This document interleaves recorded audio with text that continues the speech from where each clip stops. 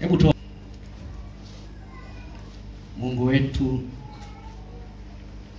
na Baba yetu mwema, muda umefika, na kwa sababu muda umefika, neno lako linahitajika kusikiwa kwa watu hawa. Nisaidie mimi, nipatie nguvu, nipatie ujasiri, ili neno hili linapotoka na kwenda kukatakata mafuta na mioyo, Bwana, kanisa likaelekezwe kwenye toba. Kwa zamu yangu kama mtumishi wako mahali hapa, nitasema ukweli wote, kama ambavyo ulinipatia ndivyo nitakavyotoa. Amen. Leo na iwe leo. Kama kuna mmoja ambaye hatasikia leo, Bwana, sijui niseme nini, lakini neema yako inatosha. Amen. Amen. Nimeomba katika jina la Yesu, amin. Amina.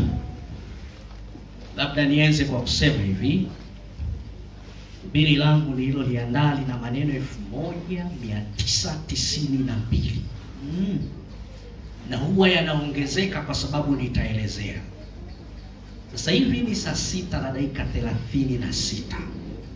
Sijui nitamaliza saa ngapi, lakini nitasema, na nina mafungu mengi mno. Ukilala lala, utaamka utanikuta. Ndio. Ukiona umezidiwa, unaweza ukaenda nyumbani, ni ruksa. Ndio. Lakini inakutahadharisha mapema ya kwamba kama unahisi njaa, basi iambie njaa tulie. Kule nje ninajua kuna watu. Shemasi, nisaidie watu wote waingie ndani. Wote. Hata kama kumejaa, waingie na wasimame, maana watu wanaweza kusimama kutoka hapa mpaka Katoro. Ndio.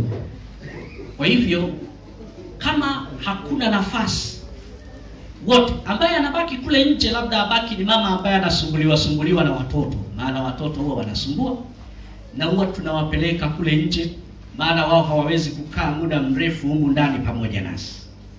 Kwa hivyo watu wote ambaye hataki kuingia, Shemasi, mruhusu aende nyumbani. Yaani mruhusu kabisa, kama hataki kuingia aende nyumbani. Nyinyi mliokaa kwenye pikipiki ninawaona na ninawatazama, nikana kwamba mnisikii, na mimi ninasema kama hata sauti hii hamuisikii, tafadhali sana ukuja kusali, unaweza tu kaenda nyumbani, maana hakuna aliyekuleta hapa. Ulikuja mwenyewe, tafadhali sikia sauti, njoo hapa ndani.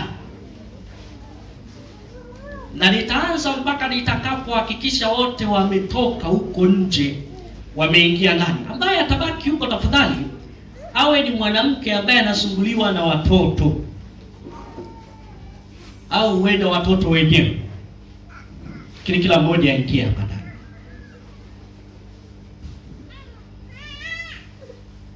Nimekuja kuwaambia ukweli ambao wenda ukawachukiza mno, lakini ni ukweli mchungu ambao wenda ukawapelekea kwenye kutubu. Maana niliwekwa hapa kwa ajili ya kuwafanya hawa watu wasikie neno la Mungu, ikitokea Yesu amekuja waokolewe, na wala si vinginevyo. Kichwa cha somo kinasema namna ya dunia. Namna ya dunia. Fungu Warumi 12 fungu la 2. Neno la Mungu linasema hivi: wala msiifuatishe namna ya dunia hii, bali mgeuzwe kwa kufanywa upya nia zenu, pate kujua hakika mapenzi ya Mungu yaliyo mema, ya kupendeza na ukamilifu. Sijui kama mmesikia vizuri, ila ninaamini mmesikia.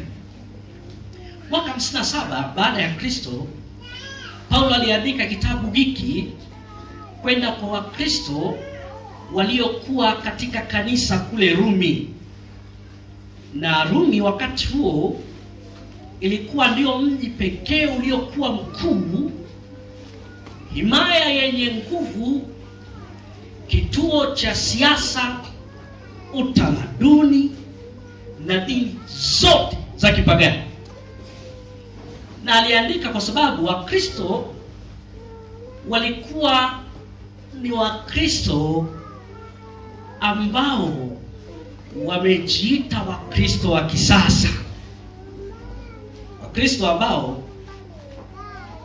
wameshusha viwango vya neno la Mungu, wakihitaji kuendana na mitindo ya kidunia. Kwa jina walikuwa wanaitwa Wakristo, lakini kwa muonekano wao walikuwa wanaonekana ni wapagani kabisa. Na hivyo Paulo aliandika kitabu hiki kwa ajili ya kuwaonya Wakristo wale, maana walikuwa wanashiriki kwenye ibada za miungu. Walishiriki kwenye ibada ambazo zilikuwa zinaambatana na starehe na kuabudu miungu. Kipindi kile miungu iliyokuwa inaabudiwa ilikuwa ni Jupiter, Venus, Diana na Mithras, miungu ambayo ilikuwa inaabudiwa. Na Wakristo hawa, pamoja na yote ambayo walikuwa wamefundishwa na kuelekezwa kwayo, walivutwa na dunia. Wakristo walikuwa wanakumbana na shinikizo kubwa la kushiriki katika ibada ambazo zilihusiana na ulevi, ibada ambazo zilihusiana na anasa, ibada ambazo zilihusiana na karamu na sherehe zisizo na maadili. Na barua hii ilikuwa inaenda kwao. Na kwa habari ya karamu na sherehe zisizokuwa na maadili, aliandika kwenye kitabu cha Warumi 13 fungu la 13.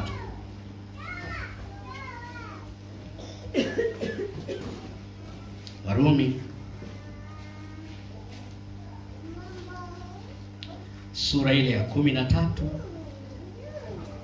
na ile fungu la 13, sikiliza vizuri. Nasema hivi: kama ilivyohusika na mchana, na tuenende kwa adabu. Naweza ukaishia hapo kwanza. Nasema kama inavyohusiana na mchana, na tuenende kwa adabu.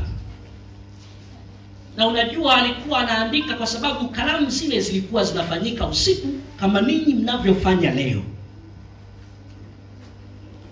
Anasema si kwa ulafi na ulevi, si kwa ufisadi na uasherati, si kwa ugomvi na uwivu. Lakini ukiachana na hilo, kipindi kile kanisa lilikuwa limejiingiza kwenye michezo ya umwagaji wa damu ya kikatili. Katika ile dola ya Rumi kipindi kile kulikuwa kuna siku za michezo. Walikuwa wameandaa uwanja mkubwa. Hivi viwanja mnavyoviona hivi wanakwenda kuchezea hao wachezaji wa mipira, vilitoka Rumi na kwa Yunani, hasa Rumi. Na hivyo iliandaliwa siku maalumu ya watu kuingia kwenye viwanja vile, alafu mchezo maalumu uliokuwa unachezeka ule ulikuwa unaitwa gladiator. Gladiator imetoka kwenye neno la Kilatini la gladius. Gladius maana yake ni mpambanaji. Chini ya uwanja alikuwa anatolewa mfungwa mmoja. Rumi ilikuwa ina wafungwa. Mfungwa mmoja ambaye yule mfungwa siku ile alikuwa anatangaziwa mambo mawili tu: ni uzima au kifo. Ni uzima au kifo kwa sababu gani? Alikuwa anapewa silaha zote anazotaka. Halafu upande wa pili aliachiliwa mnyama mkali. Waliachiliwa simba, waliachiliwa dubu, waliachiliwa chui, waliachiliwa mbogo wenye hasira na wanyama wote wakali. Halafu anaambiwa huyu mtu apambane na mnyama mmoja.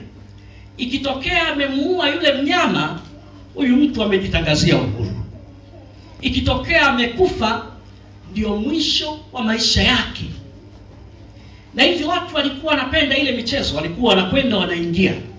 Na Wakristo walikuwa wanakwenda wanajiingiza mle, nao wanaangalia. Na watu walikuwa wanashangilia pambano lilipokuwa linaendelea. Mtu anapokuwa anapambana na mnyama mkali, Wakristo wanashangilia mle ndani. Na mwisho wa siku ikitokea mtu au mnyama amekufa, basi vyote ni sawa sawa. Paulo aliwaonya katika kitabu cha Warumi 12 fungu la 9. Neno la Mungu linasema, Warumi 12 fungu la 9, pendo na lisiwe na unafiki, lichukieni lililo ovu, kiambatana na lililo jema.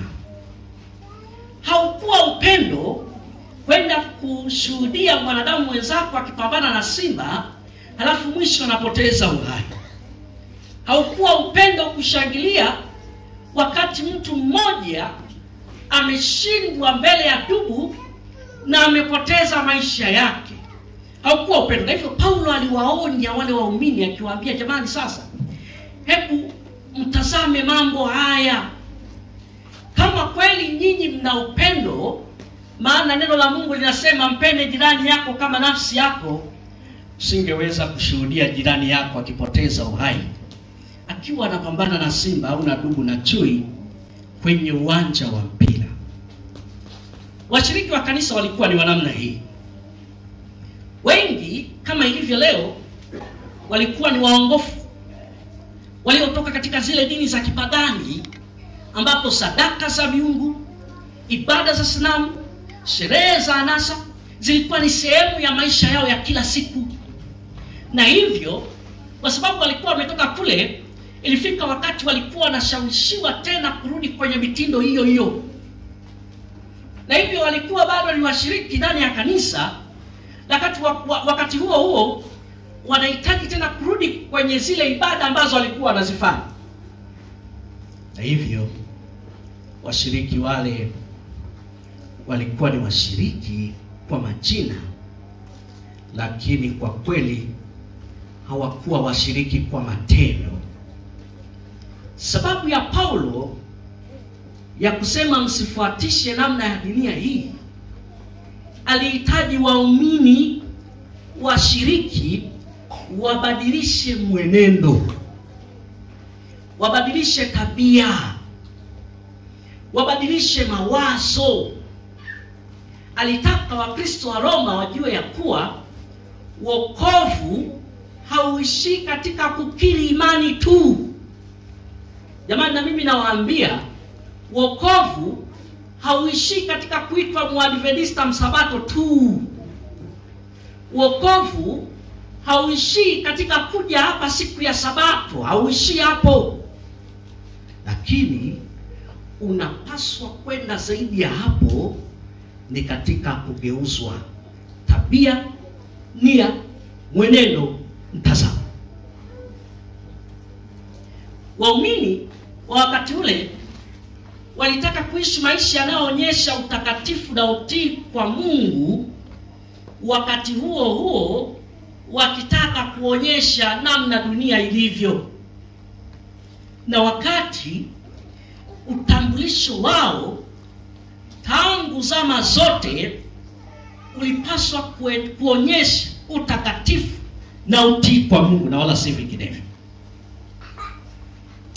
Hebu niende kwenye Ellen G. White akiwa anazungumza kwenye fungu hili, anasema hivi katika kile kitabu cha Shuhuda kwa Kanisa, gombo la 6, ukurasa wa 146. Neno la Mungu linasema, kila tendo la maisha ya Kikristo linapaswa kuonyesha tofauti kubwa kati ya wale wanaofuata njia ya Mungu na wanaofuata njia ya dunia. Maana hivi mnasikia? Mnasikia? Hebu mwamshe jirani yako anayesinzia. Maana naona kuna watu wanasinzia. Kila tendo la maisha ya Kikristo linapaswa kuonyesha tofauti kubwa kati ya wale wanaofuata njia ya Mungu na wale wanaofuata njia ya dunia. Ukijiita tu wewe ni Mkristo, matendo yako yanapaswa kuonyesha ya kwamba wewe ni Mkristo kweli kweli. Maneno yako yanapaswa kuonyesha ya kwamba wewe ni Mkristo kweli kweli. Kutembea kwako kunapaswa kuonyesha ya kwamba wewe ni Mkristo kweli kweli. Kila jambo, kila tendo linapaswa kuonyesha ya kwamba wewe ni Mkristo. Yesu alisema katika kitabu cha Mathayo 5 fungu lile la 16, anasema hivi, nuru yenu na iangaze mbele za watu, wapate kuyaona matendo yenu mema, wamtukuze Baba yenu aliye wapi? Mbinguni. Na ndio matendo leo sikumza. Nuru, lile neno la Mungu unalojifunza hapa ndani ya kanisa, linapasa kuonyesha matendo mema, ambayo hayo matendo mema watu wakikutazama watamtukuza Mungu na wala si ibilisi. Na hebu ujioji wewe mwenyewe sasa ya kwamba hivi mimi matendo yangu yanamtukuza nani? Je, watu wakinitazama namna ninavyovaa wanamtukuza Mungu? Namna ninavyotenda wanamtukuza Mungu? Petro naye alisema katika kitabu cha Petro wa kwanza sura ile ya 2 fungu la 12, alisema hivi, muwe na mwenendo mzuri kati ya mataifa. Na kipindi hicho anasema habari ya mataifa, wanazungumza wale ambao hawajamjua Mungu bado. Anasema ninyi mnaomjua Mungu, hebu sasa muwe na mwenendo mzuri kati ya mataifa. Kwa lugha nyingine angesema ninyi Waadventista wa Sabato ambao unasema ya kwamba mnamjua Mungu, muwe na mwenendo mzuri kati ya Wapentekoste, kati ya Waanglican, kati ya Roman Katoliki, kati ya wa KKT, kati ya Waislamu, kati ya watu wanaowazunguka. Anasema ili iwapo huwa wanawasingizia kuwa watenda mabaya, wayatazamapo matendo yenu mazuri, wamtukuze Mungu siku ya kujiliwa. Yaani kama huwa wanawasingizia ya kwamba mnatenda mabaya, kama huwa wanawasingizia ya kwamba ninyi ni wanywaji wa pombe, kama huwa wanawasingizia ya kwamba ninyi ni wazinzi, kama huwa wanawasingizia vyovyote vile wanavyoweza kuwasingizia, anasema wanapoyatazama yale matendo mema, wamtukuze Mungu. Sasa hebu tuulizane, wanapotutazama hivi kweli wanamtukuza Mungu? Wanaposema ya kwamba Wasabato walikuwa wa zamani, hivi ni uongo au ni kweli? Wanaposema huwa wa Sabato kwa kweli, kuna wengine wanasema kwa kweli hata mimi ninaweza kuingia sasa, kitakachonishinda huenda ni vichache, lakini kwa mwenendo wao hata na mimi naweza kuwa Mwadventista Msabato. Wanaposema hivi, hamsikii maneno kama hayo, alafu mnaendelea kuja hapa kuabudu mkiwa mmeridhika na mwenendo huo, na mkiwa mnakwenda mbali zaidi mkitaka kufanana kabisa na wao. Hebu niambieni sasa, kuna ujumbe gani tutakaopeleka mbele za watu wakubali? Maana neno la Mungu linaposema kesheni mkiomba msije mkaingia majaribuni, ninyi mnakesha mkicheza disco.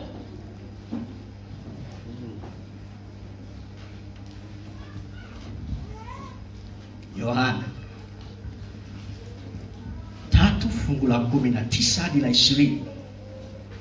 Sikilizeni mafungu haya. Anasema hivi, na hii ndiyo hukumu ya kuwa nuru imekuja ulimwenguni, na watu wakapenda giza kuliko nuru. Umesikia hiyo?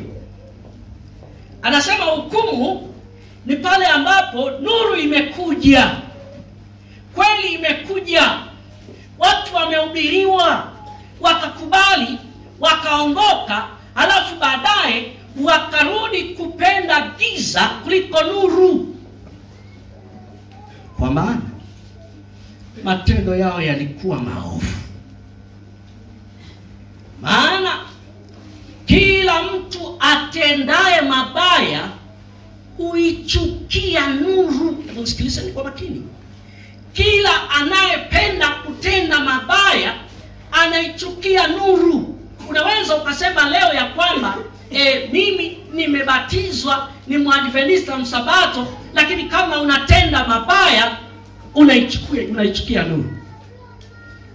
Anasema na huyo mtu wala hadi kwenye nuru, matendo yake yasije yakakemewa. Mathayo 7:17 hadi 20. Nize kwa makini. Anasema vivyo hivyo kila mti mwema huzaa matunda mazuri, mti mwovu huzaa matunda mabaya. Mti mwema hauwezi kuzaa matunda mabaya, wala mti mwovu kuzaa matunda mazuri.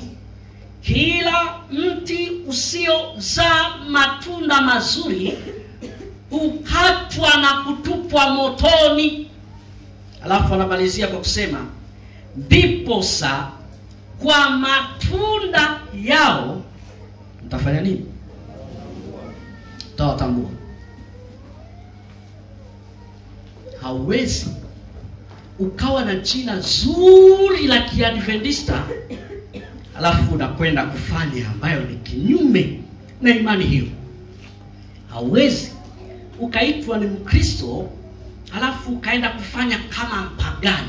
Na neno linatuambia wazi. Anasema ili kubainisha Mkristo wa kweli na asiye Mkristo wa kweli ni matunda yao. Lugha iliyotumika kwa Kiswahili cha kisasa anasema matendo yao mtawatambua. Namna wanavyotenda ndivyo unaweza kutambua ya kwamba huyu tupo pamoja au huyu alikwisha liacha kanisa. Kuhusu mitindo ya kidunia, Ellen G. White anasema hivi, kanisa likikubali mitindo na desturi za dunia linapoteza nguvu yake ya kiroho.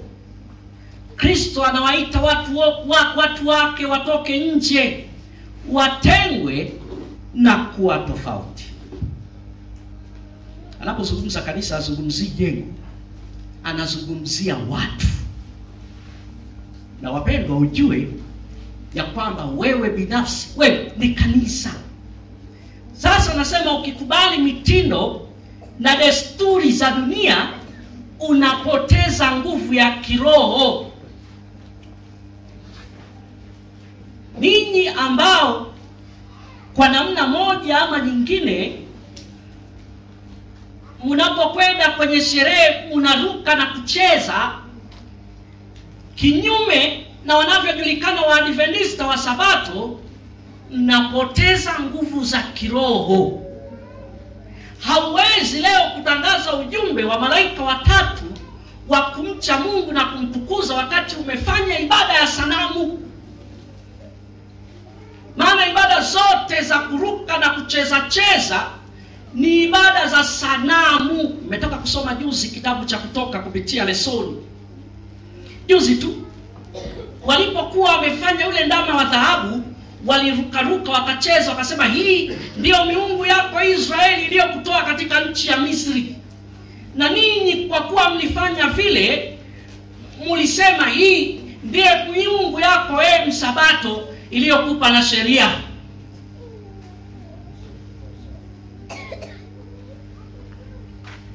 Wapendwa, hautaweza kumhubiri mtu yoyote akakuamini, akakusikiliza, akabatizwa, akaongoka ukiendelea na maisha hayo. Na si tu hivyo, isipokuwa ukiendelea na maisha yake, jamani, wewe mwenyewe utajisababishia shida. Na shida utakayoipata ni kukosa uzima wa milele. Hiyo nimeisoma kutoka kwenye kitabu kinachoitwa Review and Herald. Ufunuo 18 fungu la 4,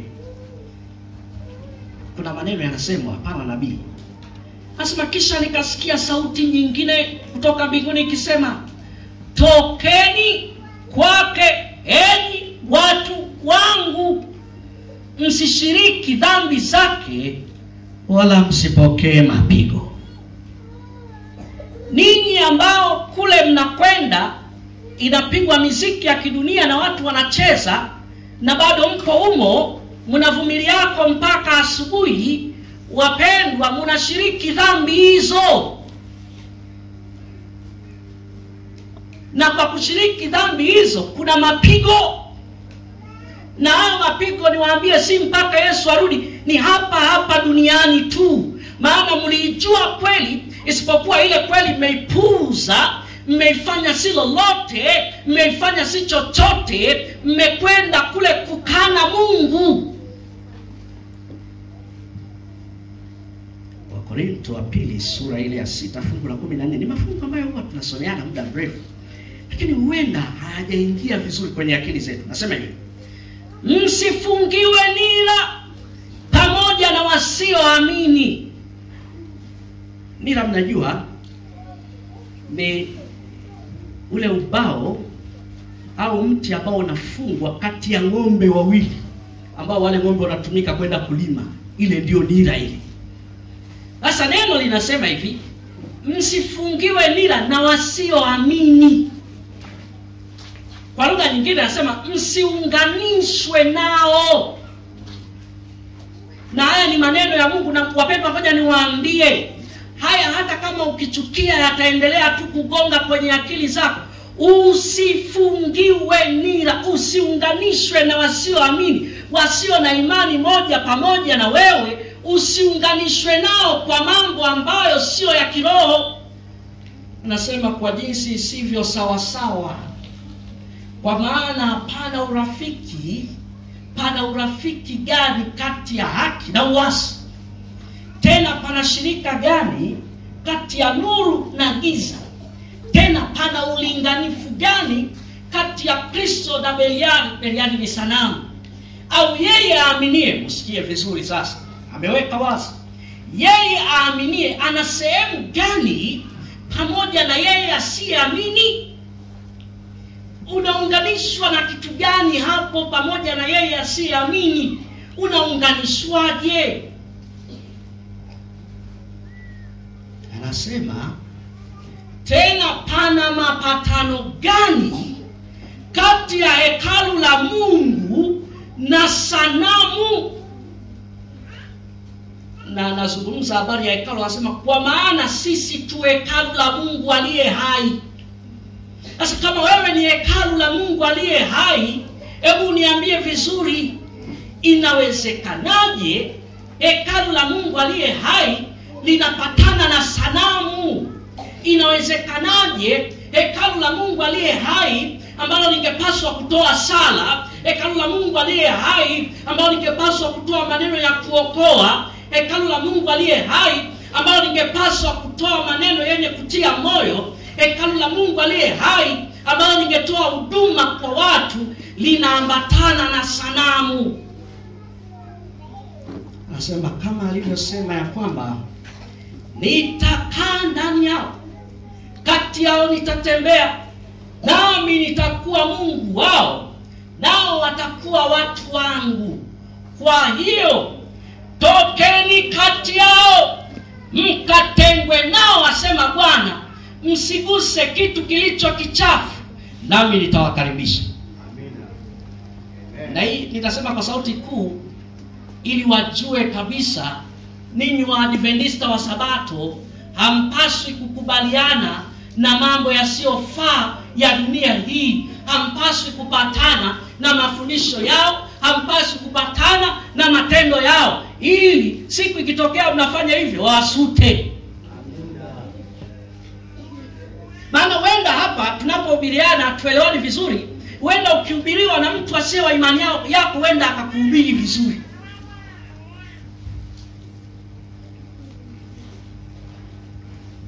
Yesu anataka ugeuzwe, ubadilike. Katika kitabu cha R.G. White ukurasa wa 58, kitabu ambacho kimeandikwa kwa Kiswahili na kutafsiriwa mara nyingi kama kukua katika Kristo, kinasema hivi: ugeuzi wa kweli uchukua nafasi pale moyo unapoongozwa kwa Roho Mtakatifu wa Mungu. Mtu haishi tena kwa kufuata tabia za kale, bali anaonyesha tabia mpya katika Kristo. Yaani haiwezekani umekuwa Mwadventista na watu wote wanajua wewe ni Mwadventista, badala ya moyo kuongozwa na Roho Mtakatifu, halafu moyo ukaongozwa na muziki ya kidunia, na unapoisikia unaifurahia, unaona mambo ni sawa sawa tu, unakaa humo unasherehekea. Haiwezekani. Wapendwa, niwaambie, wanaoongozwa kufanya hivyo wana pepo. Maana pepo si mpaka lazima likugaragaze. Pepo.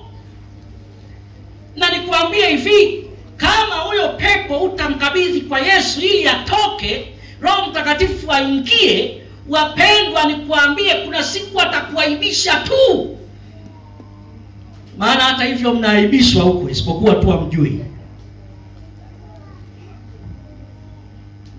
Korintho wa pili 5 fungu la 17. Fungu hili tunasoma siku zote.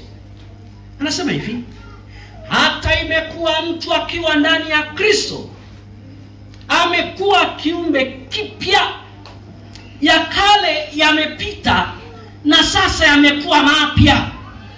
Yaani ukishaitwa ni Mkristo, wewe ni Mwadventista wa Sabato, wapendwa, yale ya kale, zile tabia za kale, zile dini za kale zinapaswa kupotea, ufanywe kuwa upya. Na upya tunaozungumzia ni upya wa kila siku, kila leo. Warumi sura ya 2 21 hadi 24 anasema hivi, sikizeni maneno haya: basi wewe umfundishaye mwingine, wewe ambaye unamwambia mwingine kucheza ni dhambi, wewe ambaye unamwambia mwingine kuna Sabato, wewe ambaye unamwambia mwingine kuna hukumu, anasema hivi Paulo, je, hujifundishi mwenyewe? Sisi ambao tunawaonya watu wa ulimwengu huu na kuwaambia ya kwamba kwa matendo haya na haya hakuna ufalme wa mbinguni, je, sisi wenyewe hatujifundishi? Anasema wewe uhubirie kwamba mtu asiibe, waiba mwenyewe. Wewe usemaye kwamba mtu asizini, wazini mwenyewe. Wewe uchukiaye sanamu, wateka mahekalu. Wewe ujisifie katika Torati, wamvunjia Mungu heshima kwa kuiasi. Kwa maana, sikiliza, kwa maana jina la Mungu linatukanwa katika mataifa kwa sababu yenu. Kwa sababu yenu Yesu sasa hivi humu ameshagaragazwa mno. Kwa sababu yenu Yesu sasa hivi humu anaonekana si lolote, si chochote. Kwa sababu yenu Yesu sasa hivi anaonekana huenda angalau afadhali na miungu mingine kwa sababu yenu. Na wapendwa, ngoja niwaambie, ole wako ukitimiza unabii. Yuda aliutimiza. Kilichompata mpaka leo anasema dhambi yake imeandikwa kwa kalamu ya chuma. Yaani haifutiki. Yaani kama vile ambavyo sheria hazifutiki, na dhambi ya Yuda pia haifutiki kwa kalamu ya chuma. Yaani Mungu anaikumbuka kabisa kabisa. Kwa lugha hiyo, yaani siku ile ya mwisho wa kuhukumiwa wa kwanza akitoka shetani, wa pili ni Yuda. Na unajua kwa nini Yuda? Kwa sababu alikana Yesu miaka yote mitatu, alifundishwa, alielekezwa, alionywa, hakutaka kusikia. Mpaka Yesu anasema aliye karibu nami atanisaliti, na Yuda yupo, alafu na lenyewe yeye ni mimi Bwana.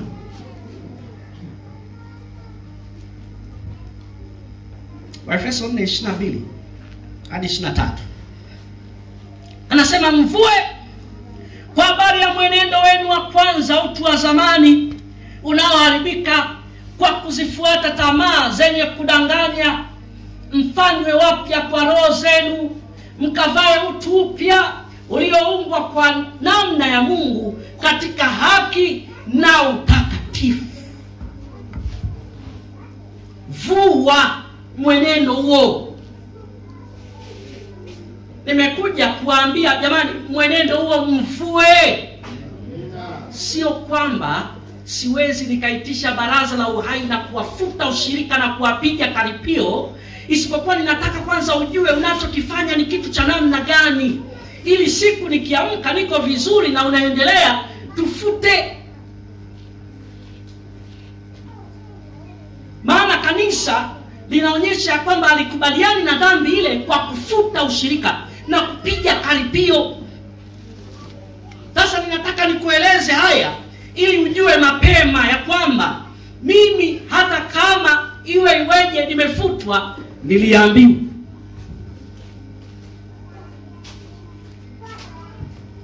Ellen G. White katika kitabu cha Jumbe kwa Vijana, kurasa wa 268, anasema hivi: kuna hatari kubwa ya kuiga desturi za dunia. Wale wanaodai kuwa Wakristo wanapaswa kuonyesha maisha ya kujinyima, ya utakatifu na ya kujitenga na dhambi. Yaani wewe kama unadai ya kwamba ni Mkristo, unapaswa kuonyesha maisha ya kujinyima. Kujinyima kwa sababu gani? Kuna kazi ya Mungu inakwenda, inahitaji utoe pesa na ufanye hivyo. Ya utakatifu kwa sababu gani? Mungu unayeitwa kwa jina lake ni mtakatifu. Ya kujitenga na dhambi kwa sababu gani? Kwa sababu dhambi na wadhambi watachomwa moto. Ninawapongeza wale ambao wanapoyaona yanafanyika wanatoka na kwenda nyumbani. Mungu awabariki sana. Mathayo 4 fungu la 8 hadi la 10 nasema hivi: kisha Ibilisi akamchukua mpaka mlima mrefu mno, akamwonyesha miliki zote za ulimwengu na fahari yake yote, akamwambia, haya yote nitakupa ukianguka kunisujudia. Ndipo Yesu akamwambia, nena zako Shetani, kwa maana imeandikwa, msujudie Bwana Mungu wako, umwabudu yeye peke yake. Sisi kama kuna Wakristo ambao wamebaki wanaoweza kusema kama Yesu ya kwamba pamoja na kwamba ninahitaji fedha, pamoja na kwamba ninahitaji zawadi, pamoja na kwamba ninahitaji yote, lakini siwezi kuanguka kusujudia Ibilisi. Unajua ni kwa nini hayo yanatokea? Ni kwa sababu kule nje mnaonyesha watu wenye pesa ambao wanasema mimi ninaweza nikatoa hela ninaweza nikafanya hivi. Na mnapoonyeshwa wale ndani ya kanisa, mnaonyeshwa watu maskini ambao wanasema huyu hawezi. Na sasa wale wenye pesa watakupa pesa, lakini matokeo yake wanakuletea DJ mpagani, MC mpagani, anawarusharusha hapo, na mwisho wa siku mkitoka hapo mmedhalilika. Na wapendwa, ninawaambia haya kwa wazi, maana nina nguvu na ujasiri. Mnayafanya.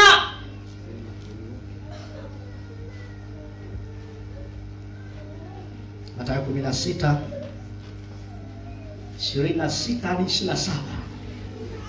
Sikiliza.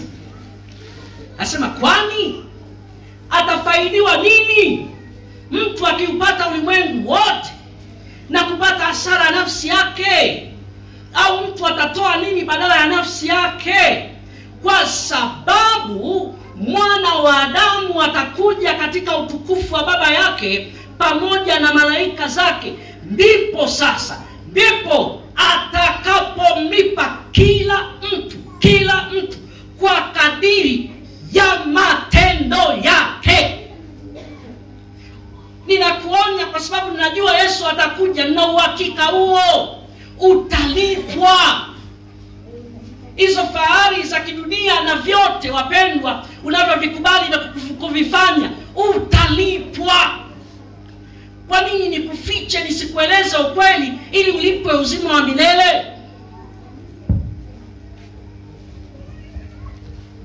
Yohana 12:25 anasema hivi, yeye aipendaye nafsi yake ataiangamiza, na yeye aichukiaye nafsi yake katika ulimwengu huu ataisalimisha hata uzima wa milele.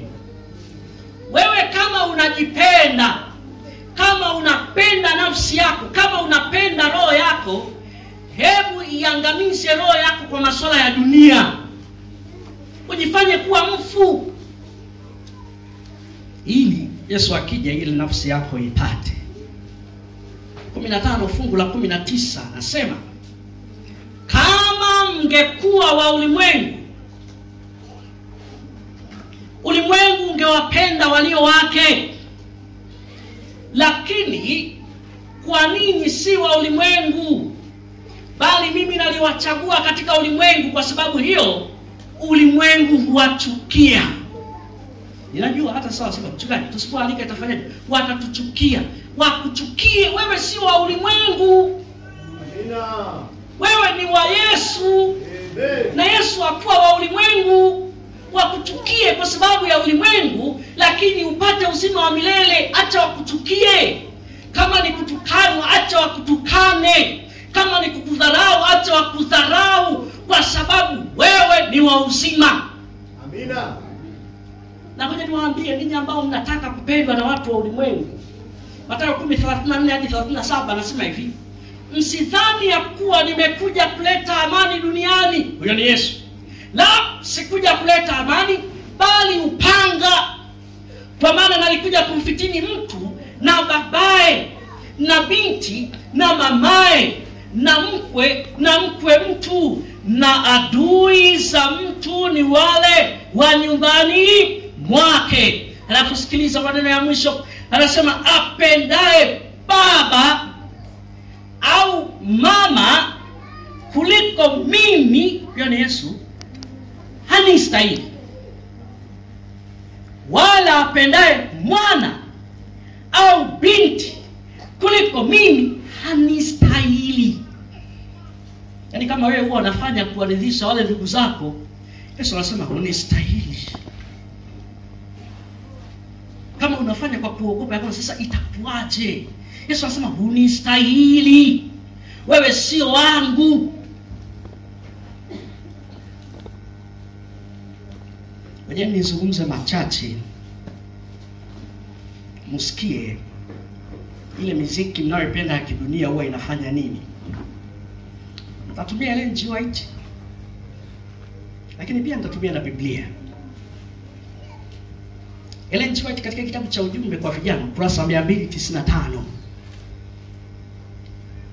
anasema hivi, muziki ni sehemu ya ibada ya kweli mbinguni. Lakini adui ametumia mziki wa kidunia kuharibu roho. Yaani Mungu alipokuwa akimuumba Lucifer na wale malaika wengine ambao walijua watamsifu kwa vyombo vyote vya mziki, aliwaumba ili mziki iwe sehemu ya ibada. Sasa Ibilisi kwa sababu yeye aliasi, amegeuza, anatumia mziki kuharibu roho. Anaendelea kusema wale wanaodai kuwa Wakristo wasifuatishe namna ya dunia hii kwa kutumia mziki wa anasa na tamaa. Yaani wewe ukiwa unajidai ya kwamba ni Mkristo, usifuatishe dunia hii kwa miziki ambayo ni ya anasa na ni ya tamaa na ni ya ulimwengu. Na hivyo inashangaza kuona walio Adventista ambao wangepaswa kuyajua haya kwa sababu yapo kwenye vitabu yameandikwa. Inashangaza kuwaona wanarukaruka wapendwa wa Adventista wa Sabato. Hakuna atakayemwona Mungu akiendelea hivi. Yakobo 5 fungu la 5 amesema hivi: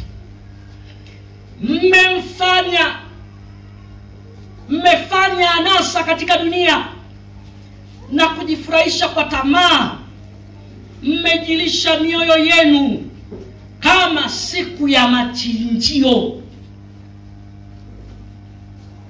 Tamaa zinaamshwa kwenye miziki ile inayowekwa na kucheza cheza. Na anasema kwa sababu hiyo moyo wako unauandaa katika siku ya machinjio. Kuna siku ya kuchinjwa. Siku ipo ya kuchinjwa. Petro wa pili fungu lile la 13 sura ya 2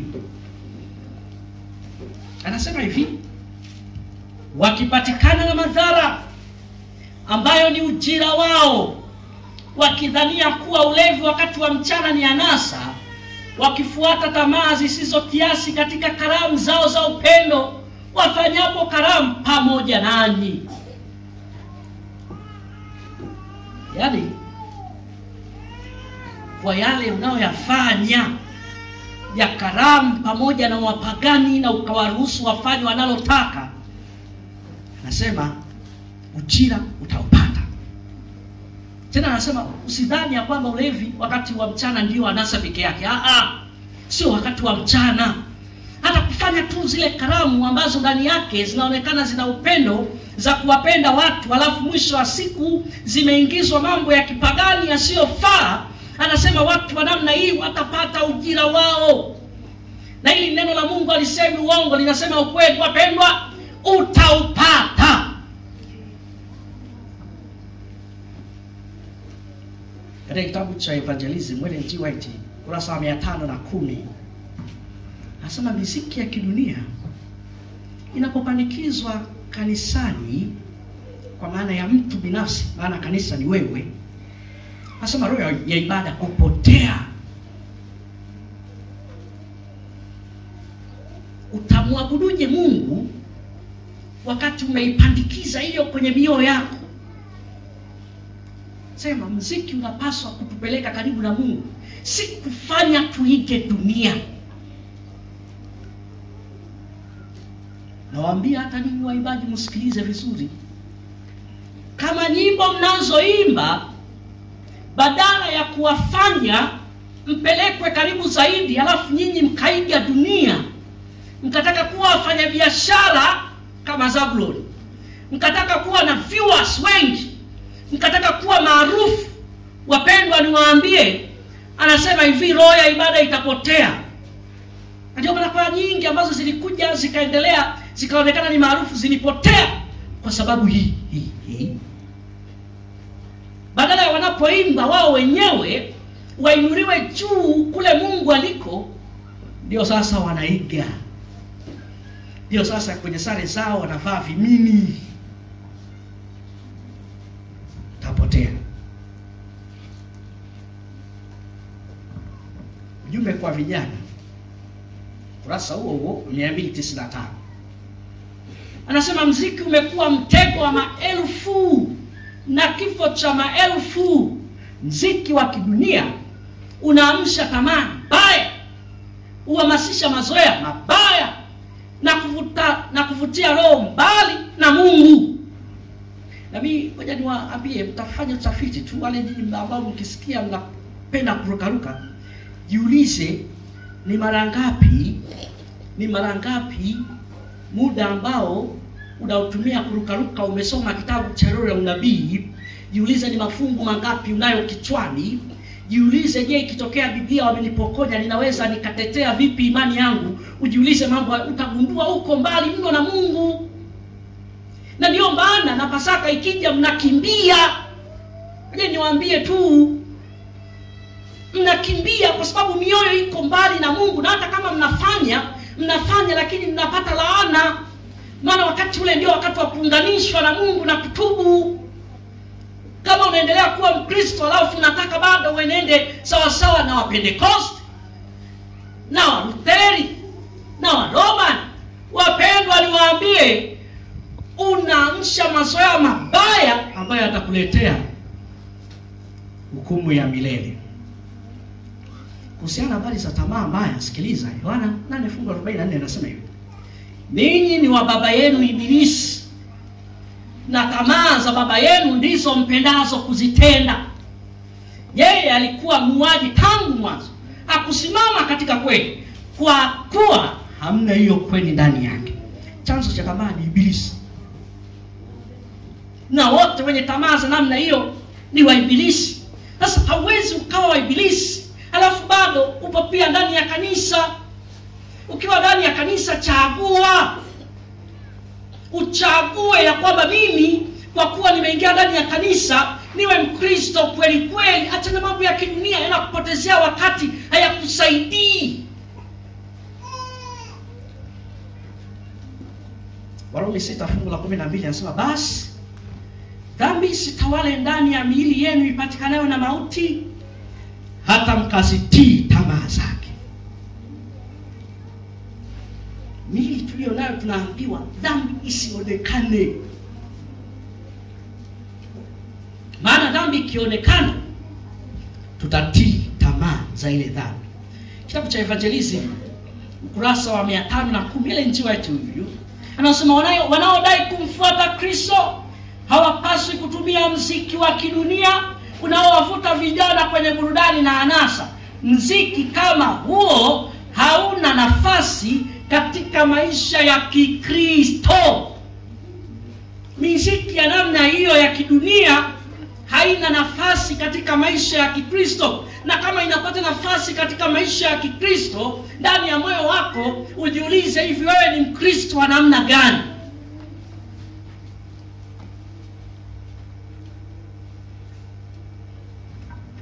Mia 293 kurasa wa kitabu cha ujumbe kwa vijana nasema, muziki ambao Kristo anaukubali ni ule unaoinua mawazo yetu juu na kuamsha ndani ya moyo roho ya toba, imani na tumaini. Muziki wa kidunia unashusha mawazo na kuchochea tamaa ya mwili. Muziki ule unashusha mawazo, na ni kweli unashusha mawazo, maana watu wanakwenda kule wanatikisa viungo vyao, wanacheza. Wapendwa, niwaambie, utashusha mawazo yako, utashusha tu. Yaani mafungu yatapotea tu. Sijui niwaambie kwa lugha gani ili muelewe. Kanisa linapokubali muziki wa dunia, roho ya ibada inapotea. Muziki wa kweli ni sala, ni ibada, si burudani ya tamaa ya dunia. Hiyo katika kitabu cha Evangelism kurasa wa 512. Petro anasema hivi katika Petro wa kwanza 5:8. Anasema, muwe na kiasi na kukesha, kwa kuwa mshtaki wenu Ibilisi ni kama simba angurumaye, huzunguka akitafuta mtu ammeze. Lakini pia kwenye sura ya 4 fungu la kwanza, hiyo Petro wa kwanza, nasema lakini mwisho wa mambo yote umekaribia, basi weni na akili, mkeshe katika sala. Neno linasema mkeshe katika sala. Ukiulizwa ni mara ngapi ulishawahi kuamka usiku ukaomba, hauwezi kuamka usiku. Lakini unaweza kutoka saa 11, unaweza kutoka saa 9, unaweza kutoka saa 7 kwenye karamu. Yesu alipoambia wanafunzi wake mkeshe mkiomba msije mkaingia majaribuni, walilala. Walipolala wakati wa kujaribiwa, walipofika walikimbia majaribu, walishindwa na ibilisi.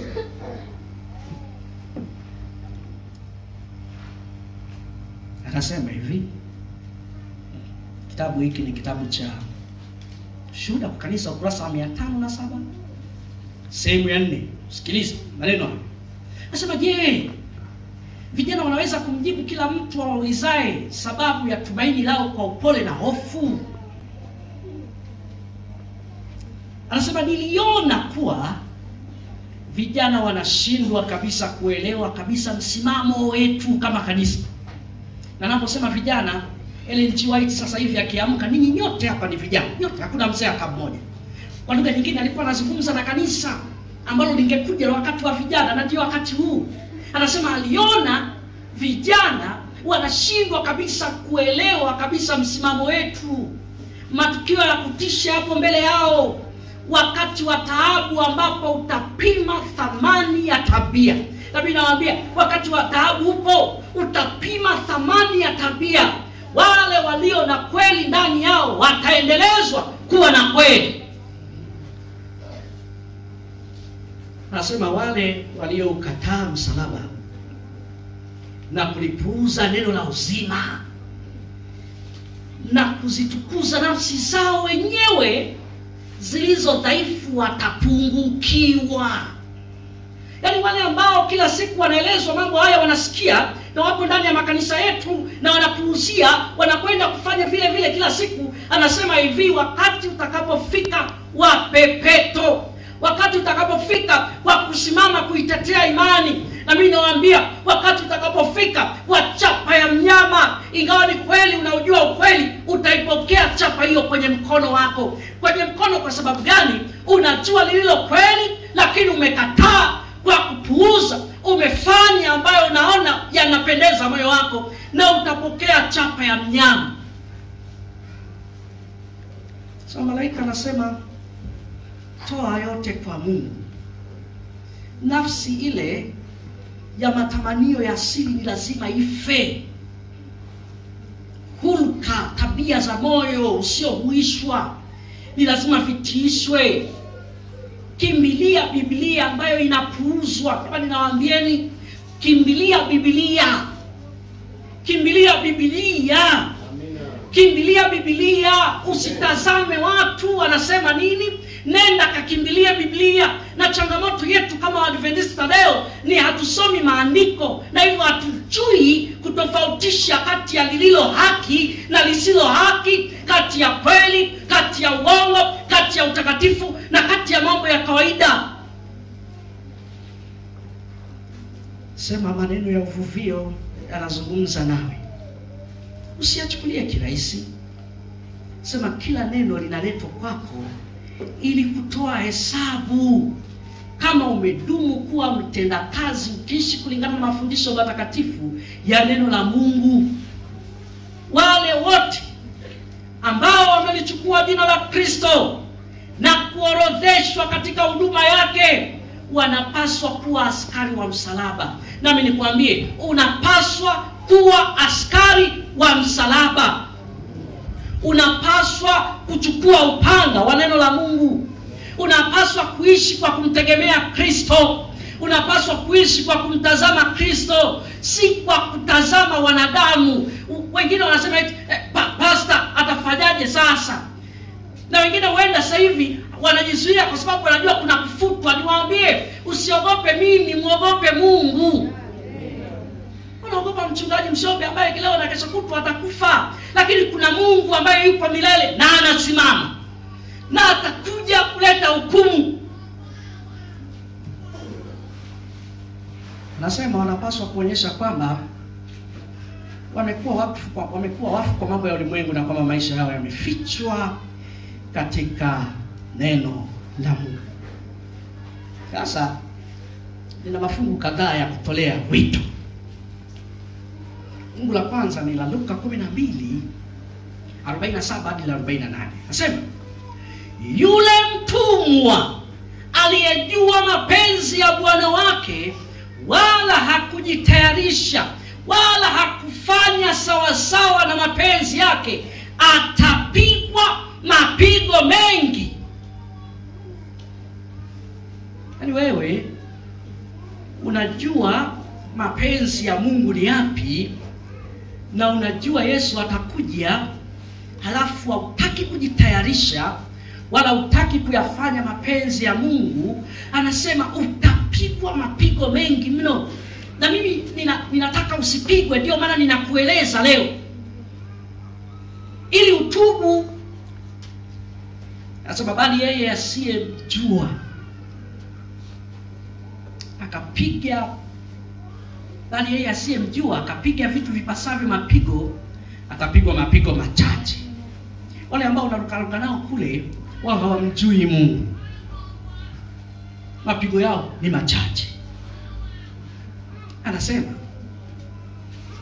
kila aliyepewa vingi kwake huyo vitatakiwa vingi. Umepewa vingi. Kila wakati robo inakuja na lesoni mpya, umepewa. Ingawa hununui, nikwambie umepewa. Ingawa hausomi, umepewa. Umepewa makesha ya asubuhi, unapaswa kusoma kila asubuhi, umepewa. Umepewa mafundisho, umepewa. Umepewa roho ya nabii, umepewa. Umepewa kanuni, umepewa. Umepewa vingi kwako. Na wapendwa, Yesu atakapokuja atavidai vingi vyote alivyokupatia. Vyote atavidai. Waebrania 10:26 hadi 27 anasema hivi, sikilize. Fungu hili nilipolisoma nikawa na hofu sana. Sema, maana tukifanya dhambi kwa hiari. Unajua kwa hiari, yaani kwa makusudi, ukiwa unajua, baada ya kupata ujuzi wa kweli. Anasema, hebu sikiliza, anasema hapana tena dhabihu kwa ajili ya dhambi. Yaani ukiwa unafanya makusudi na kweli unaijua, anasema hakuna sasa upatanisho kwa ajili ya dhambi. Kwa lugha nyingine, anasema kadiri unavyoendelea kufanya vile, hakuna msamaha. Bali kuna kuitazamia hukumu yenye kutisha na ukali wa moto ulio tayari kuwala wao wapingao. Na mimi nikwambia, wanaopinga sio wale wa nje, wanaopinga ni walioko humu. Humu ndio wanaopinga, ambao wanajua neno la Mungu linasema nini, lakini wanakwenda kufanya ya kwao. Ambao wanajua makusudi ya Mungu lakini hawataki kuyafanya. Ambao wanajua kabisa ninapaswa kupeleka ujumbe wa malaika watatu lakini hawapeleki. Ambao wanajua kabisa wanapaswa kuunganishwa na Kristo lakini hawataki kuunganishwa. Jamani, msikilize, msiendelee kuwa namna hiyo, maana kuna hukumu yenye kutisha, kuna ukali wa moto. Wapendwa, moto utawala wale wanaopinga. Mithali 1:24 hadi 26, neno la Mungu linasema maneno haya. Mungu anasema, kwa kuwa nimeita nanyi mkakataa, nimeonyesha mkono wangu asiangalie mtu, bali mmebatilisha shauri langu, wala hamkutaka maonyo yangu. Mimi nami nitacheka siku ya msiba wenu. Mungu anasema, kwa sababu nimeita, kwa sababu nimewaonya, kwa sababu nimewaelekeza, kwa sababu nimewaambia, hamkutaka kusikia. Anasema alinyosha mkono wake ili awapokee, alinyosha mkono ili awasamehe. Anasema hivi, kwa kuwa hawakutaka kusikia. Anasema kuna siku ya msiba, naye anasema siku hiyo nami nitacheka.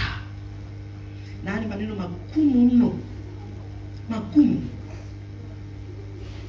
Kumbuka Mungu afurahi mtu akipotea. Lakini wale ambao wanaelezwa wasikii, anasema wao nitacheka. Mathayo 10:32 hadi 33. Usikie vizuri. Basi kila mtu atakaye nikiri mbele za watu, kila mtu atakaye nikiri mbele za watu, atakaye kiri mbele za kamati, atakaye kiri mbele ya mabaraza, atakaye mkiri Yesu, anasema nami nitamkiri mbele za Baba yangu aliye mbinguni.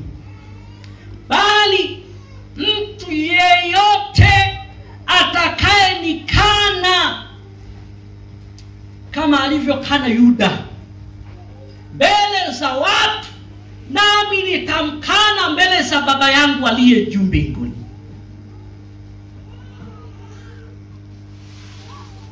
Ukimkana na yeye atakukana. Yoshua 24 fungu la 15 anasema hivi: nanyi mkiona ni vibaya kumtumikia Bwana, kama mnaona kuwa Waadventista wa Sabato ni vibaya, mnabanwa, mnataka kurukaruka, kama mnaona kuwa Waadventista wa Sabato ni vibaya, mnataka kufanya kama wa mataifa, anasema chagueni sasa. Chagueni hivi leo mtakaye mtumikia, kwamba ni miungu ile ambayo baba zenu waliitumikia ng'ambo ya mto, au kwamba ni miungu ya wale wa Amori ambao mnakaa katika nchi yao. Chagua. Chagua. Usiendelee kupoteza muda bure ndani ya kanisa. Chagua.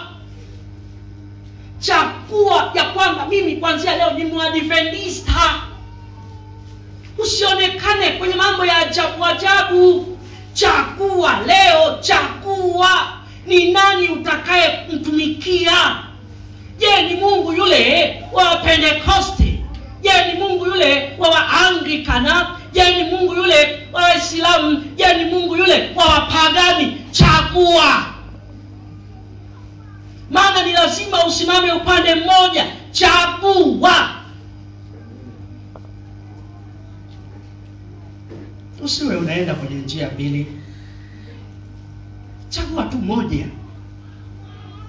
Kwa mimi Bwana, kwa kuwa nimeona kuwa Adventista wa Sabato ni vibaya, kwa kweli mimi Bwana nimeona kujiengua.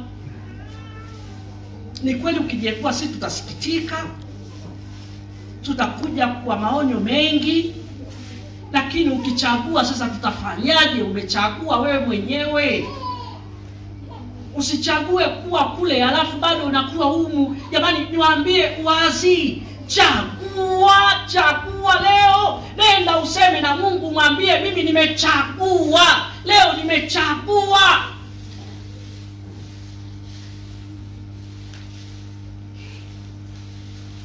Sasa ninatoa wito. Anayetaka kumchagua Bwana, pamoja na kwamba ndani kumebana, asogee hapa mbele tuone. Na usije kwa sababu unaona aibu kusimama. Uje tuombe. Wapendwa, maombi huwa ni baraka, lakini ni laana pale unapoenda kufanya vinginevyo. Chagua. Wanaochagua wote wache. Wewe ukiona hutaki kuchagua, wapendwa, kaa tu huko, maana hata hivyo Mungu anakuona tangu moyo wako ulivyo. Hakuna anayekulazimisha wala hakuna atakaye kusuka. Umechagua, ni uchaguzi wako. Kwenda mbinguni ni kuchagua, na kukaa duniani ni kuchagua. Chagua hivi leo, utamtumikia Bwana. Je, utaendelea kuwa Mwadventista au utaendelea kuwa mpagani? Au utaendelea kuwa Mpentekoste au utaendelea kuwa Mromani au utaendelea kuwa MKKT? Chagua. Usibaki unakuwa Mwadventista Msabato alafu unafanya kama wengine. Kuna adhabu ya kutisha. Kuna moto unaowaka utakaoangamiza mpaka na almasi na madini yote yaliyoumbiwa Shetani.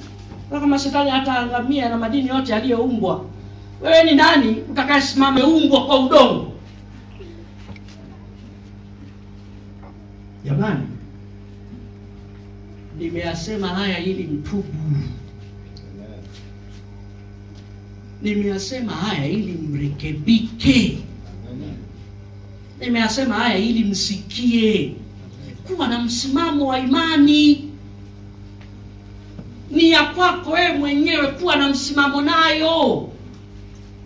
Ujivunie ya kwamba mimi ni Mwadventista, ninafanya hivi kulingana na Bwana anavyosema.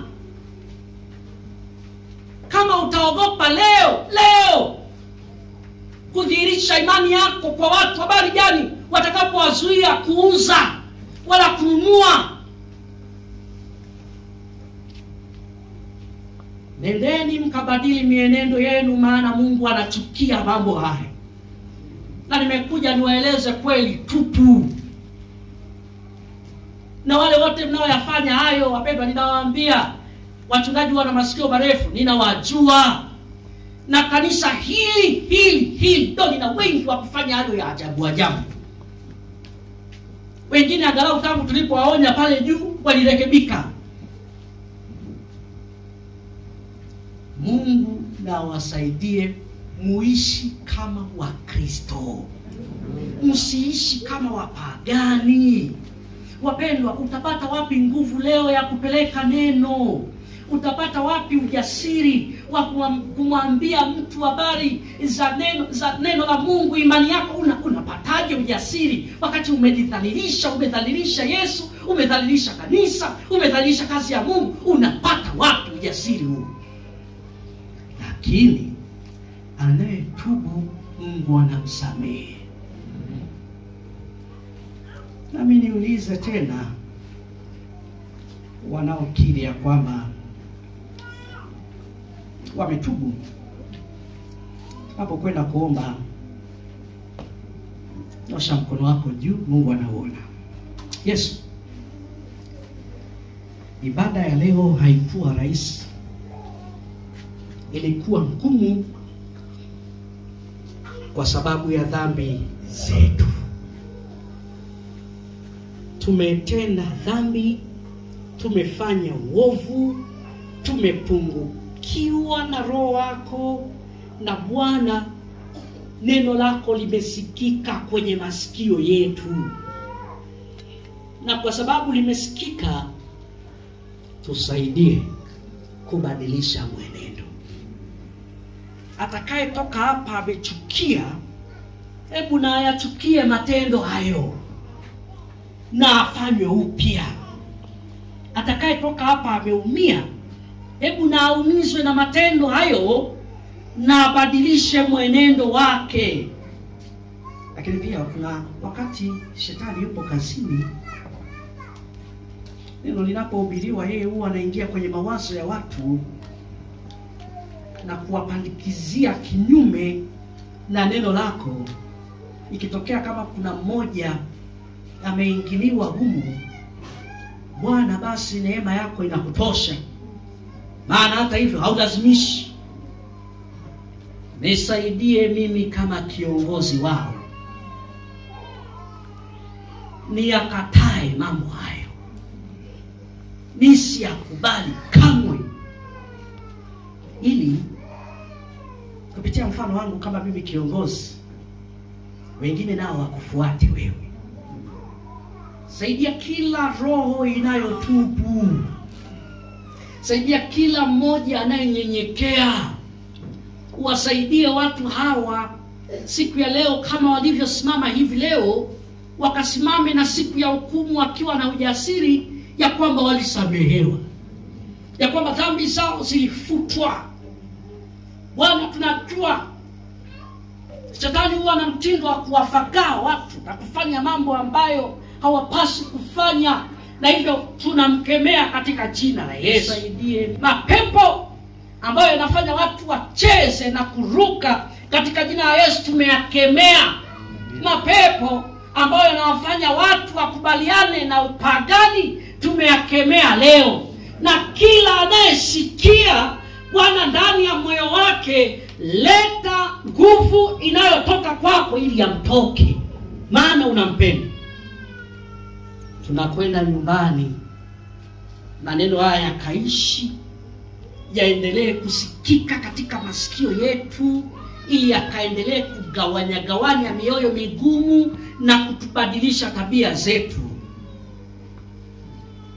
Asante kwa sababu wewe Mungu wetu, kwa rehema na neema yako umetusamehe na umetusikia, kwani tunaomba katika jina la Yesu. Amina.